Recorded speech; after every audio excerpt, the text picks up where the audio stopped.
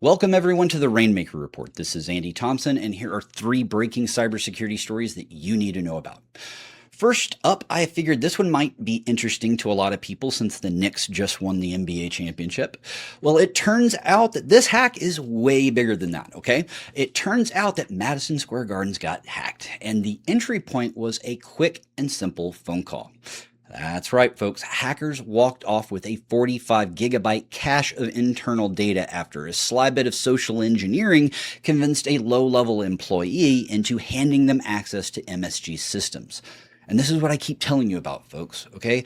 Most of these breaches I talk about aren't because of a 0-day or a crazy sophisticated supply chain attack. No, all it took here was a convincing phone call. Here's how it went down, okay?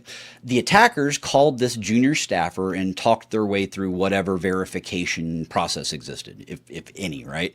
Once they convinced that employee, they were able to be let in and able to exfiltrate a substantial chunk of corporate data. Researchers reviewed the full dump and confirmed, yeah, this stuff is real. What's in those 45 gigabytes is the really ugly part here.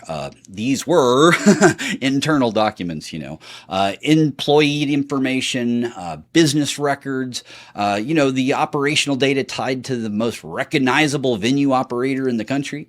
Yeah, I bet you didn't know this, but MSG doesn't just run Madison Square Garden. It also runs Radio City Music Hall, the Beacon Theater, and the Sphere in Las Vegas. So yeah, this isn't just a sports arena problem. It touches concert operations, employee records, and likely vendor and partner data across multiple high-profile properties. Affected parties and people here include MSG staff and potentially anyone whose information passed through their internal systems. So if you've worked for MSG, contracted with MSG, or done business through their venues recently, assume your data is in this dump until proven otherwise, okay?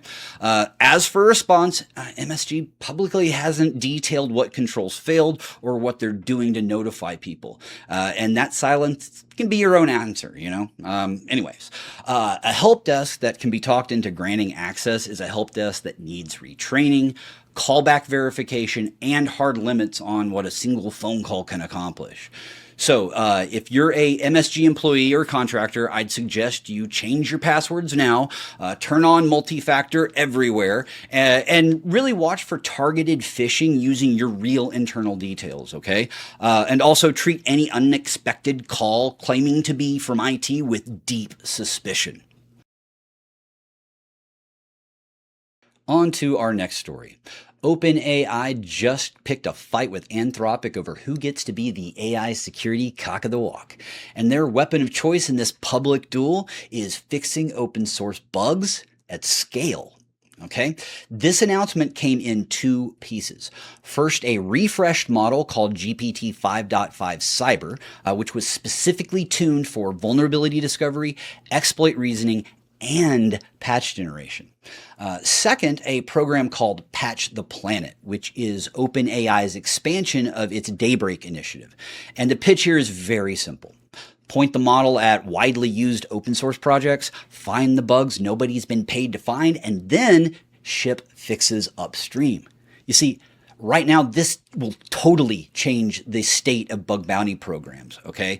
You see, right now, AI contributions are absolutely flooding bug bounty programs faster than anyone can vet them. And most of it is dead effing wrong.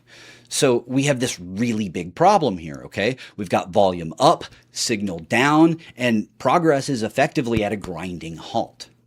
So the real hope for this model is not more output, it's less noise. Yeah, they're trying to clear the garbage away and give the good work room to breathe again. Also, this move from OpenAI means they want to go toe-to-toe with Anthropic, saying not only can they do it just as good, they can do it better by fixing real CVEs in public, okay? That's the really bold part if you ask me. Now, on evidence, OpenAI claims GPT 5.5 Cyber outperforms previous versions on internal benchmarks for patch generation and vulnerability triage.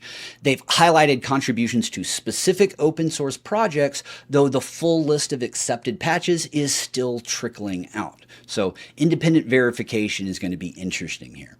Now, the takeaway here, folks, is if you run open source dependencies in production, you really need to start thinking now about how you'll verify AI authored patches before they land in your supply chain. It's really good food for thought. All right, last story of the day. Now, the ceasefire's holding, everybody's starting to exhale, and I'm sorry, I'm here to ruin the mood. You see, the missiles may have stopped, but the keyboard cowboys haven't got the memo yet. I'll say the part that nobody wants to say out loud here, okay? Kinetic conflicts might end with a handshake or a memo of understanding. However, cyber conflicts will continue to go on, running in the background like a process you forgot to kill. Yeah, researchers have been tracking the activity between June 13th and the 20th, and the escalation curve is very ugly. It started out exactly how you would expect it. Pro-Iran and pro-Palestinian groups were flooding the zone with DDoS attacks, defacements, and leaks that nobody could verify. Really loud, messy, and pointless, okay? Basically the digital equivalent of throwing a temper tantrum. But then the grown-ups showed up, okay? Within days, way more capable groups moved in behind that noise. So we had wiper malware groups pointed at Israeli targets, credential harvesting against the critical sectors all over. Also, phishing dressed up as government agencies and aid organizations. I mean, nothing says wartime like impersonating the people handing out food, right? Yeah, so this hacktivist circus was really the smokescreen which allowed the more serious operators to walk right through it. So here's the thing where it gets really interesting, folks, okay?